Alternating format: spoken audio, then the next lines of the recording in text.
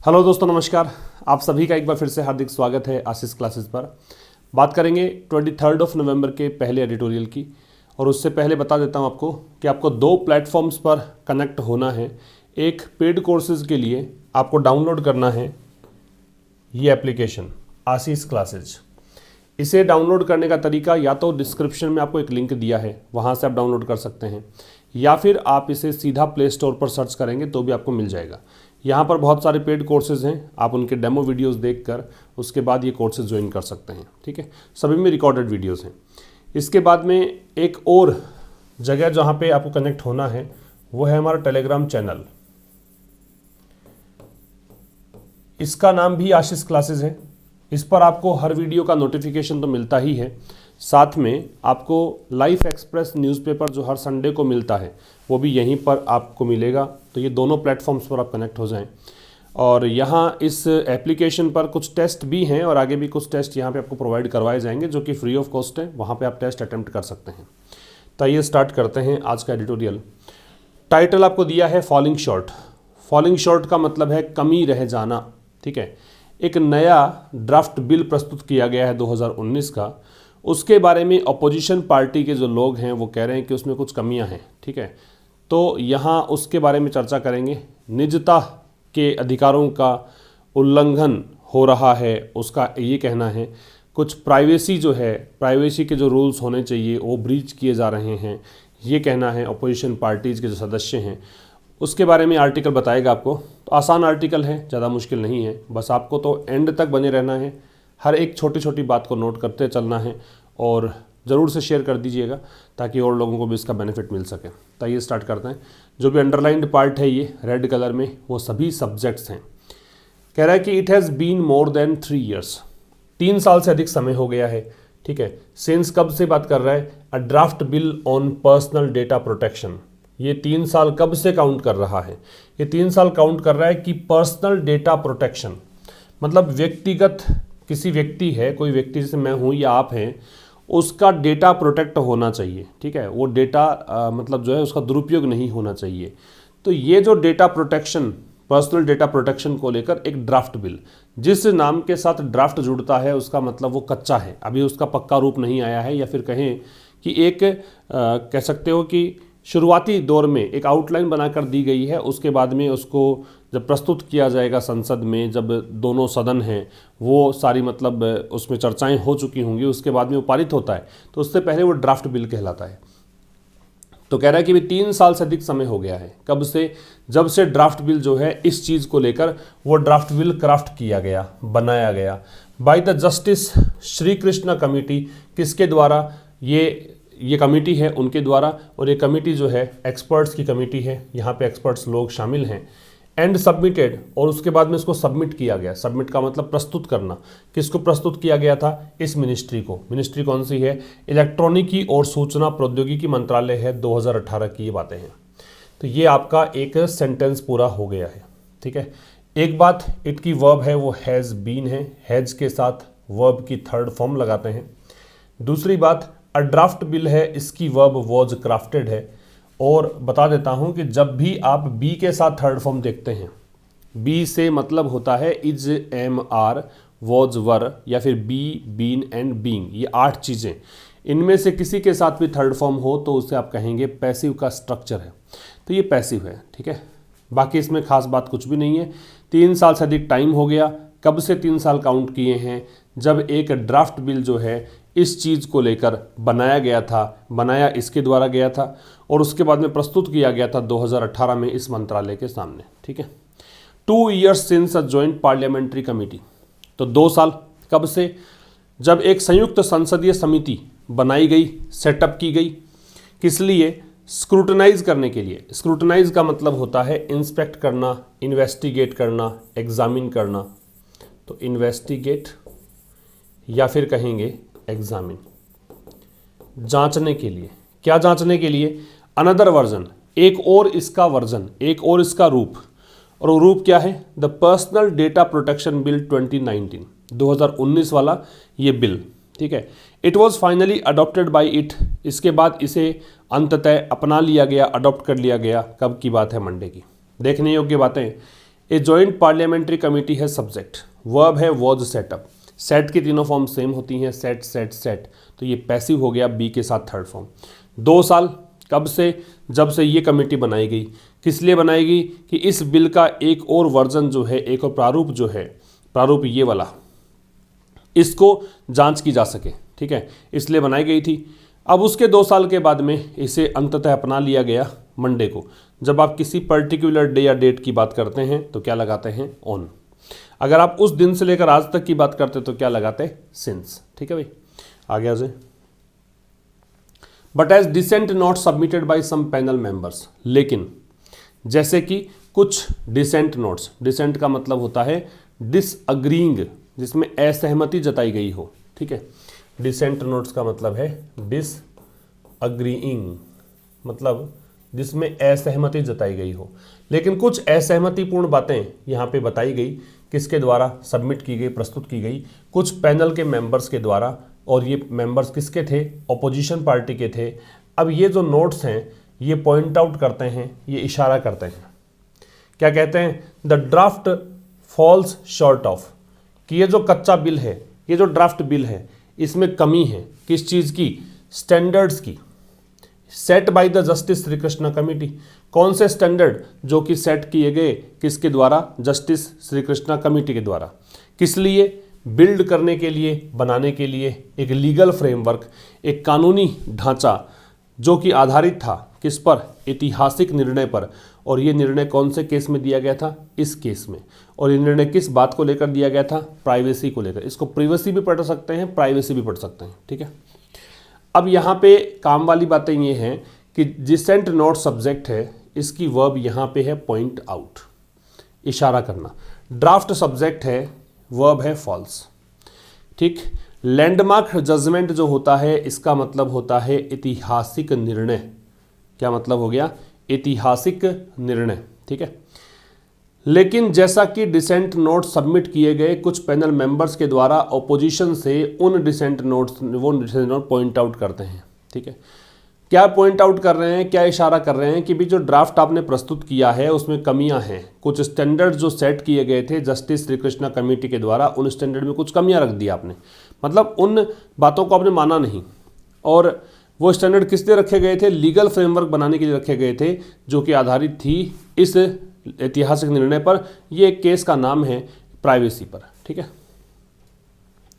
The key डाइवर्जेंसेज, divergence का मतलब भटकाव होता है, डाइवर्जेंस का मतलब बिल्कुल आप अलग ट्रैक पर चले गए, जस्टिस श्री कृष्णा कमेटी ने कुछ अलग बताया, आप कुछ अलग लेकर चले गए। तो जस्टिस श्री कृष्णा कमेटी का जो ड्राफ्ट बिल था उससे जो आप डाइवर्ट हो गए, वो डाइवर्जेंसेस कौन कौन से, मतलब किस किस चीज़ में डाइवर्ट हुए, कौन कौन सी चीज़ आपने अलग कर दी। तो वो चीज़ें हैं, in the selection of the chairperson and members of the data protection authority. तो उसमें ये था कि भाई एक तो आपने जो चुनने की प्रक्रिया है, सिलेक्शन की प्रक्रिया है कि आप चेयरपर्सन चुनेंगे, एक साथ में आप सदस्य चुनेंगे, किसके लिए, डीपीए के लिए, विच शैल प्रोटेक्ट। अब इससे होगा क्या, आप ये जो काम करोगे, ये जो डीपीए बनेगी, ये क्या करेगी, ये प्रोटेक्ट करेगी किस चीज़ को, interest of data principal. Data principal का मतलब वह व्यक्ति जिससे डेटा संबंधित है, जैसे मेरा डेटा है उसको यूज करना है तो फिर मेरी सहमति चाहिए, ठीक है, वो है, और मेरे हितों की रक्षा होनी चाहिए। अगर डेटा को आप यूज़ कर रहे हो उसका उल्लंघन नहीं होना चाहिए, जो निजता का अधिकार मुझे संविधान ने दिया है उसका उल्लंघन नहीं होना चाहिए। तो ये जो है वो प्रोटेक्ट करेगा डेटा प्रिंसिपल्स के इंटरेस्ट को। और क्या चीज़, लीवे, लीवे का मतलब होता है फ्रीडम, लीवे से मतलब है फ्रीडम, आज़ादी, स्वतंत्रता, ठीक है। और जो लीवे प्रोवाइड की गई है यूनियन गवर्नमेंट को, केंद्र सरकार को, किस लिए, एग्जेम्प्ट, एग्जेम्प्ट का मतलब छूट देना। आपसे ये कह दिया जाए कि भाई ठीक है, रूल तो ये है कि आपको ये काम करना पड़ेगा, लेकिन चलो आपको एग्जेम्प्ट करते हैं, मतलब आप उस रूल को पालन ना करो, आपको छूट है इस चीज़ की, उसको बोलते हैं एग्जेम्प्ट करना। और गवर्नमेंट को जो एक फ्रीडम प्रोवाइड की गई है, किस लिए, कि वो अपनी जो एजेंसीज हैं उनको इस एक्ट के एप्लीकेशन से छूट दे सकती है। कि जो एक एक्ट है उसमें तो ये है कि आपको अधिकारों के, मतलब जो निजता के अधिकारों की रक्षा करनी पड़ेगी, जिस व्यक्ति का डेटा है उससे पूछना पड़ेगा, उसके हितों की रक्षा करनी पड़ेगी। लेकिन यहाँ पे गवर्नमेंट को छूट है कि वो विशेष परिस्थितियों में अपनी एजेंसी जो हैं उनको जब इस एक्ट की बात, जो एक्ट की बात कर रहा है उस एक्ट के तहत तो आपको अधिकार रक्षा करनी पड़ेगी, लेकिन आप उन एक्ट को ना मान के आप चाहें वैसे डेटा को यूज़ कर सकते हैं। ठीक है, तो ये आपका एक सेंटेंस पूरा हो गया यहाँ पर।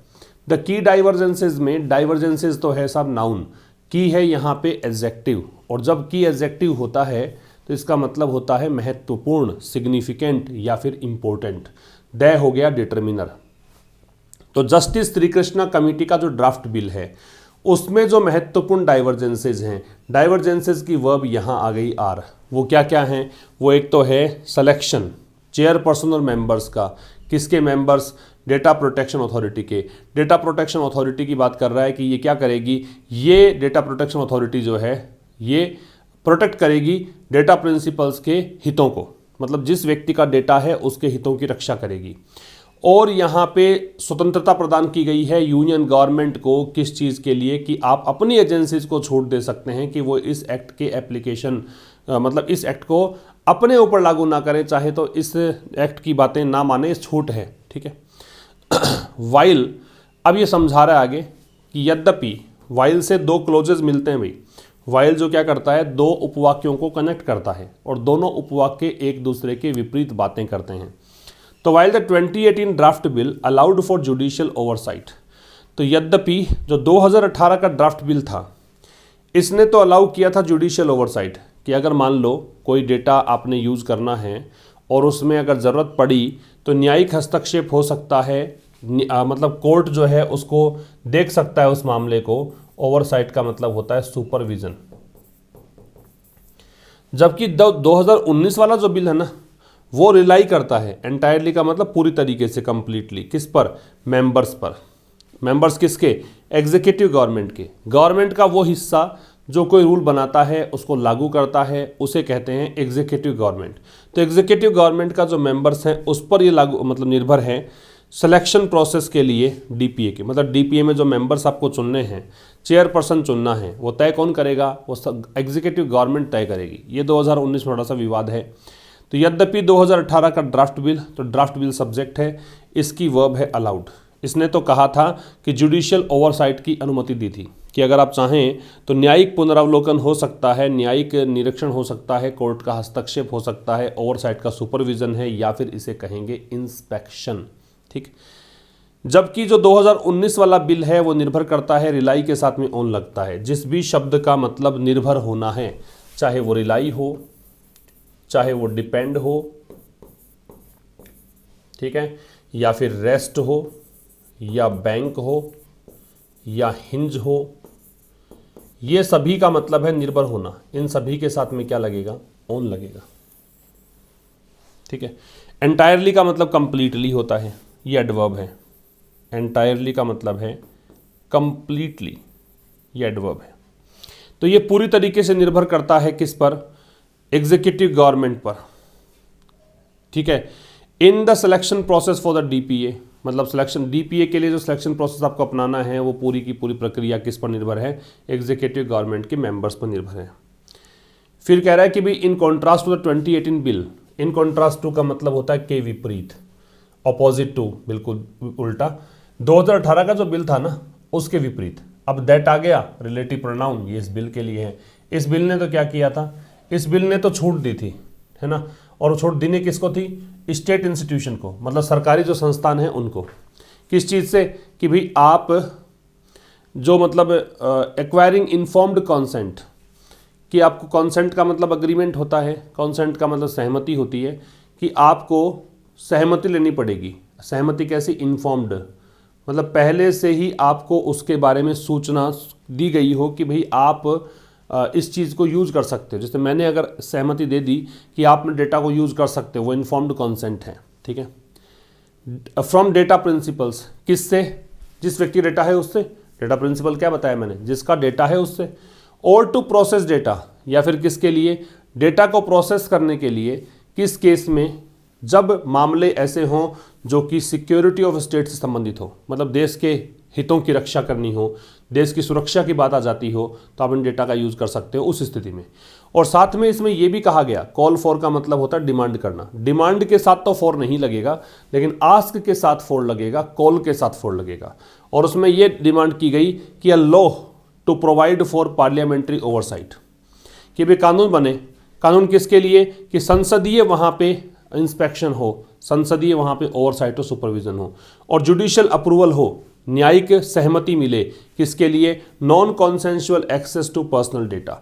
नॉन कॉन्सेंशुअल का मतलब है कि जो व्यक्ति शामिल है किसी मामले में, उनमें से कोई एक व्यक्ति या एक से अधिक व्यक्ति अपनी असहमति दर्शाते हैं, उसे नॉन कॉन्सेंशुअल कहते हैं। पर्सनल डेटा का मतलब हो गया व्यक्तिगत डेटा। किसी व्यक्ति के डेटा को एक्सेस आप करना चाहते हो, उसमें अगर कॉन्सेंसुअल नहीं है, अगर सहमति नहीं दे रहा है अगला, तो फिर जुडिशियल अप्रूवल हो उसके लिए, कोर्ट उसके लिए सहमति दे। ठीक है, एक बार यहाँ तक पढ़ते हैं, उसके बाद बात करते हैं। ये 2018 वाले बिल की बात कर रहा है यहाँ तक। तो 2018 का जो बिल था ना, उसके बिल्कुल विपरीत वो बिल जिसने कि अलाउ किया एग्जेम्पशंस को, जिस बिल में छूट दी गई थी। ठीक है, छूट किसको मिलनी थी? स्टेट इंस्टीट्यूशन को, सरकारी संस्थाओं को। किस चीज़ से छूट? एग्जेम्प्ट के साथ में फ्रॉम लगता है, ध्यान रखिएगा। ठीक है, तो ये एग्जेम्पशंस और ये फ्रॉम। छूट किसके लिए? कि आपको पहले सहमति लेनी पड़े। प्रिंसिपल तो डेटा प्रिंसिपल्स है, जिस व्यक्ति का डेटा है उससे आपको पहले सहमति लेनी पड़े कि भाई साहब हम आपका डेटा यूज़ कर सकते हैं क्या। तो उस बिल में ये लिखा गया था, उस बिल में ये मेंशन किया गया था कि आपको ऐसी कोई अनुमति लेने की आवश्यकता नहीं है, या फिर डेटा को प्रोसेस करने के लिए आपको अनुमति लेने की आवश्यकता नहीं है। वो मतलब किस केस में? लेकिन ये केस केवल संबंधित किससे था? ये संबंधित था केवल सिक्योरिटी ऑफ द स्टेट से, मतलब देश के हितों की रक्षा करनी है, देश के सुरक्षा की बात आ जाए, उसी कंडीशन में आप यूज़ कर सकते हैं। उसी कंडीशन में आपको ये अधिकार दिया गया था 2018 के बिल में कि आप चाहें तो अनुमति ना लें, कोई फर्क नहीं पड़ेगा। ठीक है, और उस बिल के अंदर एक बात और कही गई थी, उस बिल में कॉल फॉर किया गया था, उस बिल में एक डिमांड की गई थी कि एक ऐसा कानून बने कि जिसमें संसदीय ओवरसाइट हो, सुपरविजन हो, और जुडिशियल अप्रूवल हो। किसके लिए? जब नॉन कॉन्सेंशुअल एक्सेस करना हो पर्सनल डेटा का, मतलब जहां पे सहमति नहीं है अगले की, उसके बावजूद आप अगर एक्सेस करना चाहते हैं तो उसमें जुडिशियल अप्रूवल हो। अब बात करें किसकी? 2019 वाले बिल की। ये जो 2019 का बिल है, इसमें एक चीज़ और ऐड कर दी है। ऐड मतलब जोड़ना, ये इसकी वर्ब है। लोक व्यवस्था, पब्लिक ऑर्डर, एक चीज़ जोड़ी है। किस कारण? एज ए रीज़न, इसमें मतलब एक कारण के रूप में। कारण क्या दिया है? To exempt an agency of the government, कि अगर कोई गवर्नमेंट की एजेंसी है, कोई गवर्नमेंट की संस्था है, वो उसको छूट दी गई है एग्जेम्प्ट के साथ में फ्रॉम। तो ये जो एक्ट है, अधिनियम है 2019 वाला, उसको लागू करने से इनको माफ छूट दी गई है। बिसाइड्स का मतलब होता है कि अतिरिक्त, only providing for those reasons. किसके अतिरिक्त? केवल उन रीजन्स को प्रोवाइड करने के अतिरिक्त, मतलब छूट मिलेगी आपको। तो देखो किसके अतिरिक्त छूट दी गई है वो समझाना चाहता है। For those reasons to be recorded in writings, कि उन कारणों को प्रोवाइड करना है केवल आपको जिनको कि रिकॉर्ड किया जाना है लिखित में। उसके अलावा तो आपको छूट मिलेगी कि आप चाहें तो एक्सेस, मतलब उस एक्ट को दिमाग में ना रखें, जो एक्ट के अंदर रूल्स हैं वो आपके ऊपर लागू नहीं है, ऐसा कहना चाहता है सीधी सीधी अगर बात करें हम तो। अब देखो जो दूसरा आपका उपवाक्य है उसमें काम की बातें। एक तो ये जो 2019 वाला बिल है, इसकी वर्ब है एड्स। ठीक है, अच्छा जी, इसके बाद में बिसाइड्स की बात कर लें। बिसाइड्स एक प्रेपोजिशन होता है, प्रेपोजिशन है, इसीलिए देखें यहाँ पे आईएनजी है। जिस भी प्रेपोजिशन के साथ में आपको वर्ब लगानी होती है उसे सीधा आईएनजी फॉर्म में रखना है। ठीक है, क्योंकि वर्ब को चाहिए होता है अपना ऑब्जेक्ट, और जब किसी वर्ब को आपको ऑब्जेक्ट बनाना है तो उसके लिए आईएनजी प्लेस करना ही पड़ेगा और कोई इलाज नहीं है। ठीक है, तो ये हो गया इसके बारे में। एज जेपीसी मेंबर, जेपीसी मतलब जॉइंट पार्लियामेंट्री कमेटी, संयुक्त संसदीय समिति। तो संयुक्त संसदीय कमेटी के सदस्य के रूप में, सदस्य कहाँ से हैं? ये राज्यसभा से। तो राज्यसभा से जेपीसी के सदस्य के रूप में कांग्रेस के जो जयराम रमेश हैं, उन्होंने बिल्कुल सही तरीके से मेंशन किया है, जिक्र किया है अपने डिसेंट नोट में। मतलब इन्होंने भी असहमति जताई है। कहा था ना ओपोजिशन पार्टी के सदस्य असहमति जता रहे हैं इस बिल से, तो उसमें कहा है कि गवर्नमेंट मस्ट कंप्लाई विद, कि गवर्नमेंट को ज़रूर से हमेशा ही मानना चाहिए। कंप्लाई विद का मतलब है आज्ञा का पालन करना या फिर कहें कि नियमों का पालन करना। विद द बिल्स रिक्वायरमेंट, कि बिल की जो आवश्यकता है, बिल में क्या आवश्यकता है, फेयर एंड रीजनेबल प्रोसेसिंग, कि बिल्कुल सही ढंग से, फेयर मतलब निष्पक्ष तरीके से, रीजनेबल उचित तरीके से प्रोसेसिंग हो, और इम्प्लीमेंटिंग मतलब लागू किया जाए द नेसेसरी सेफगार्ड्स, जो आवश्यक सुरक्षा हैं उनका ध्यान रखा जाए। विच रिक्वायर्स, जिसके लिए ज़रूरत है, that the exemptions granted in writing, कि जो आपको छूट दी गई है लिखित में, शुड एटलीस्ट बी टेबल्ड, कम से कम उसे आपको प्रस्तुत करना चाहिए, in both houses of parliament, संसद के दोनों सदनों में, but that was not accepted by the JPC, लेकिन ये बात जो है वो जॉइंट पार्लियामेंट्री कमेटी के द्वारा स्वीकार नहीं की गई। ये तो इसका ट्रांसलेशन था। अब देखो काम की बातें। कांग्रेस के जयराम रमेश सब्जेक्ट है, वर्ब है आपकी मेंशंस, राइटली है यहाँ पे एडवर्ब, वर्ब की विशेषता बताई वो एडवर्ब होता है। आगे आएंगे तो गवर्नमेंट है सब्जेक्ट, वर्ब है मस्ट कंप्लाई, और कंप्लाई के साथ लगेगा विद, ये ध्यान रखिए। आप इस कंप्लाई विद के स्थान पर चाहें तो अबाइड बाई लिख सकते हो, ठीक है। इसके जगह पे आप एडहेयर टू कर सकते हो, या फिर आप यहां पे स्टिक टू कर सकते हो। इस तरह से लिखा जा सकता है इसको, ठीक है। अच्छा, एक बात यहाँ पे विच है वो रिलेटिव प्रोनाउन है, और इसकी वर्ब जो है वो रिक्वायर्स है। दैट है, दैट की वर्ब है वॉज है, नॉट एडवर्ब ऑफ निगेशन है। वॉज नॉट एक्सेप्टेड ये पैसिव है, बी के साथ थर्ड फॉर्म, ठीक। तो ये तो कुछ काम की बातें हो गई। अब एक बार फिर समझ लो, राज्यसभा से एक जेपीसी मेंबर के रूप में कांग्रेस के जयराम रमेश। आपको एक चीज़ यहाँ पे लगेगा कि अजीब है, कांग्रेस में देखो एस दे रखा है, फिर भी हम अपोस्ट्रोफे एस लगा रहे हैं, जबकि होता ये है कि जब एस लास्ट में होता है तो केवल अपोस्ट्रोफे से काम चलाते हैं। लेकिन जब आपको ये प्रॉपर नाउन मिले, किसी व्यक्ति का नाम है, किसी ऑर्गेनाइजेशन का नाम है, किसी जगह का नाम है, ऐसे केस में अपोस्ट्रोफे एस लगाया जा सकता है, ये प्रॉपर नाउन है इसलिए, ठीक है। ऐसे ही यूएस होता है, कई बार आपने देखा हो यूएस में भी अपोस्ट्रोफे एस लगाते हैं, तो ये अलाउड है, ठीक है। तो कह रहा है कि भी जयराम रमेश ने बिल्कुल सही तरीके से जिक्र किया है अपने डिसेंट नोट में, जो असहमति जताई है। ये कहा है कि गवर्नमेंट को ज़रूर से बिल की जो आवश्यकता है, बिल में ये है कि आप बिल्कुल निष्पक्ष, फेयर का मतलब है बिल्कुल निष्पक्ष, जस्ट और उचित तरीके से प्रोसेसिंग करेंगे, और जो भी आवश्यक सेफगार्ड्स हैं उनको इम्प्लीमेंट करेंगे, तो उसका पालन करना ही चाहिए। विच रिक्वायर्स, और उसके लिए ज़रूरत क्या पड़ेगी, ज़रूरत ये है कि भाई एग्जाम्पशंस जो ग्रांट किए गए हैं लिखित में, उनको, उन एग्जाम्पशंस को आप दोनों सदनों के अंदर मतलब सदन जो है संसद के, उसमें आप प्रस्तुत करें। लेकिन इस डिमांड को अस्वीकार कर दिया गया जेपीसी के द्वारा। पार्लियामेंट से पहले आर्टिकल नहीं लगता है, ये ध्यान रखिएगा।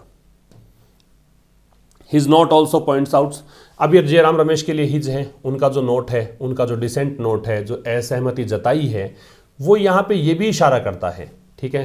किस बारे में, उन खतरों के बारे में, जो खतरे, जो छूट दी गई है सरकारी संस्थाओं को कि आप चाहें तो इस एक्ट के प्रोविजंस को ना माने, आपको छूट है। तो ये जो एग्जेम्पशन दिए गए हैं उनमें कुछ खतरे हैं, उसकी ओर भी इशारा किया है। ऑन द ग्राउंड्स ऑफ, इस आधार पर, on the grounds of, grounds मतलब आधार है, बेस है, किस आधार पर, पब्लिक ऑर्डर, लोक व्यवस्था के आधार पर।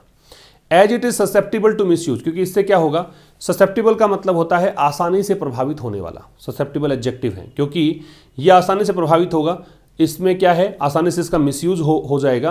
And not limited to security of the state, और ये मतलब सिक्योरिटी स्टेट तक सीमित नहीं रहेगा। पहले तो क्या था, आप लोगों के डेटा को तब यूज करोगे जब सुरक्षा की बात आएगी, लेकिन उसके बाहर भी ये चीज़ें काम करेंगी फिर तो।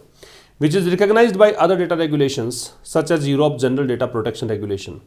अब ये सिक्योरिटी ऑफ द स्टेट है ना, ये इसको रिकॉग्नाइज किया गया है, ठीक है। इस चीज़ की पहचान की गई है किसके द्वारा, अन्य जो डेटा रेगुलेशंस हैं उनके द्वारा, जैसे कि यूरोप का जनरल डेटा प्रोटेक्शन रेगुलेशन है उसके द्वारा।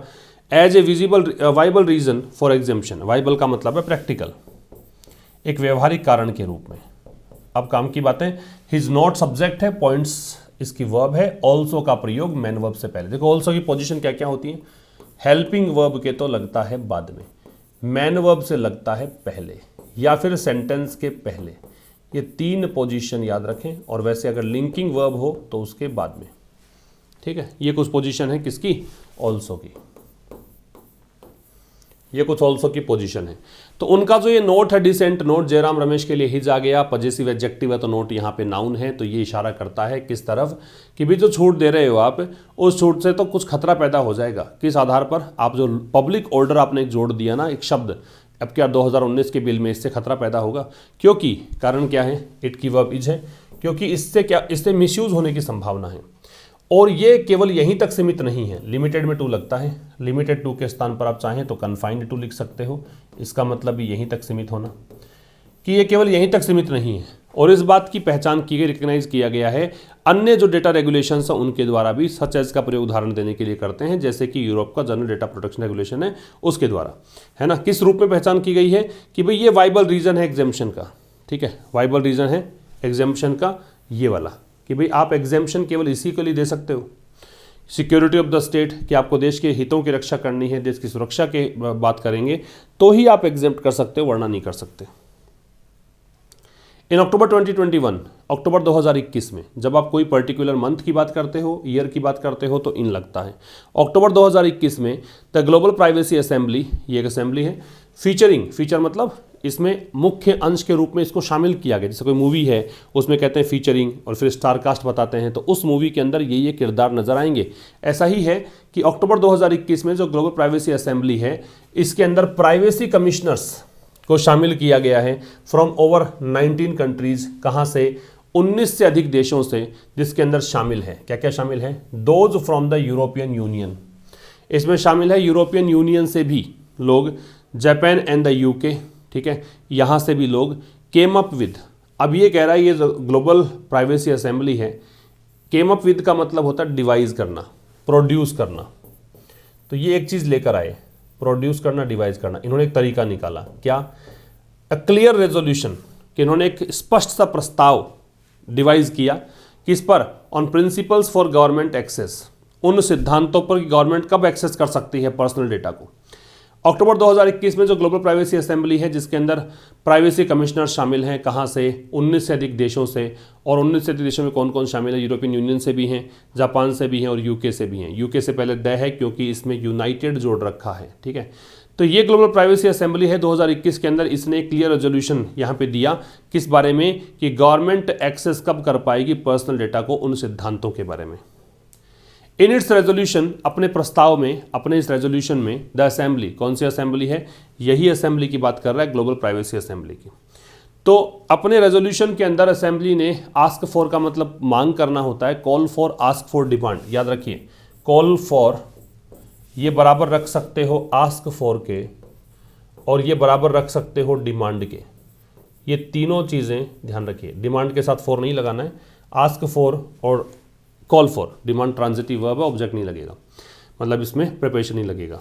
तो रेजोल्यूशन में असेंबली ने डिमांड करी किस बात की, एक set of principles on legal basis, कानूनी आधार पर प्रिंसिपल्स के एक सेट की, कि कुछ सिद्धांत यहाँ पे होने चाहिए, कुछ रूल होने चाहिए। The need for clear and precise rules, कहा कि भाई आवश्यकता किस चीज़ की है, क्लियर बिल्कुल स्पष्ट, प्रिसाइज का मतलब बिल्कुल सटीक, टू द पॉइंट रूल्स होने चाहिए। प्रोपोर्शनलिटी मतलब किस अनुपात में डेटा को आप यूज़ करोगे वो होना चाहिए। ट्रांसपेरेंसी पारदर्शिता होनी चाहिए। डेटा सब्जेक्ट राइट्स मतलब डेटा सब्जेक्ट का मतलब होता है कि कोई व्यक्ति है उसकी आप पहचान कर सकते हो, वो कहाँ पर लोकेटेड है वो पता लगा सकते हो उसके आधार कार्ड या आईडी कार्ड के द्वारा, ये उसकी बात कर रहा है। इंडिपेंडेंट ओवरसाइट मतलब स्वतंत्र रूप से उसकी जांच हो सके, ऐसा भी प्रावधान होना चाहिए। इफेक्टिव रेमेडीज़, रेमेडीज़ का मतलब उपाय, प्रभावी उपाय होने चाहिए। एंड रिड्रेस, रिड्रेस का मतलब होता है कंपनसेशन, और इसमें कंपनसेशन की व्यवस्था भी होनी चाहिए। किसके लिए? उन इंडिविजुअल्स के लिए जो अफेक्टेड हैं, जो प्रभावित हुए हैं। अफेक्टेड यहाँ पे एडजेक्टिव है और पोस्टपोज्ड है। जब किसी नाउन के बाद आप लगाते हो एडजेक्टिव तो उसको कहते हैं पोस्टपोज्ड एडजेक्टिव, ठीक है। तो असेंबली ने इन चीज़ों की डिमांड करी, ज़्यादा कुछ खास नहीं है इसमें। फिर है as the JPC's adoption of the draft bill. अब देखो इस रूप में जेपीसी ने जो अपनाया है ड्राफ्ट बिल, जो जॉइंट पार्लियामेंट्री कमेटी ने अपनाया है ड्राफ्ट बिल को, और डिसेंट नोट्स अपेंडेड।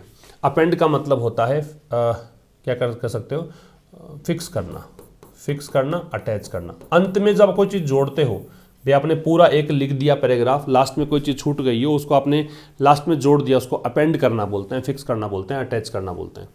तो कह रहा है जैसे कि जेपीसी के द्वारा अपनाया गया ये ड्राफ्ट बिल है और उसके बाद जो डिसेंट नोट्स अपोजिशन पार्टी के सदस्य उन्होंने कहा कि भाई हमें इस बात को लेकर असहमति है, ये दोनों चीज़ें तो ये जो है सजेस्ट करती हैं, जैसा कि सुझाती हैं, सुझाव देती हैं, संकेत करती हैं। It has fallen short of standards, तो इस बिल के अंदर कुछ कमियां रह गई हैं उन स्टैंडर्ड्स की, protecting privacy rights of individuals, वो स्टैंडर्ड्स जो कि चाहिए होते हैं इंडिविजुअल्स के प्राइवेसी राइट्स को प्रोटेक्ट करने के लिए, किसके against, blanket misuse by the state, कि कहीं सरकार पूरी तरीके से मिसयूज ना कर ले इनका, उसके लिए कुछ यहाँ पे रूल्स रेगुलेशंस हैं, लेकिन वो चीज़ें हैं इसके अंदर कमियां हैं, वो चीज़ें शामिल नहीं की गई हैं। ब्लैंकेट का मतलब है कॉम्प्रिहेंसिव, एडजेक्टिव है, वैसे तो कंबल होता है ब्लैंकेट, लेकिन एडजेक्टिव है इसलिए इसका मतलब ये है टोटल, कंप्लीट, पूर्ण, वाइड रेंजिंग, एक्सटेंसिव, ये सब हो सकता है। तो ब्लैंकेट जो मिसयूज ना हो पाए इसके लिए, लेकिन ये कमियां रह गई इसके अंदर। It is now the task of parliament, अब ये काम किसका है, संसद का, क्या कि टाइटन द प्रोविजंस, की जो प्रावधान हैं, रूल्स हैं, उनको और कठोर बनाएं और टाइटन करें फर्दर आगे, and bring them in conformance with the 2018 bill, और 2018 के बिल में जो था उसी के अकॉर्डिंग इसके अंदर भी मतलब कन्फॉर्मिटी लेके आएँ, समरूपता लेके आएँ। कन्फॉर्मेंस का मतलब समरूपता होता है, सिमिलैरिटी होती है, तो वैसी सिमिलैरिटी इस पर भी आनी चाहिए। 2018 वाली, 19 में थोड़े से प्रॉब्लम्स हैं, ठीक है। तो ये आपका एडिटोरियल हुआ, मिलेंगे कल ठीक शाम 5 बजे, तब तक के लिए नमस्कार, थैंक यू वेरी मच।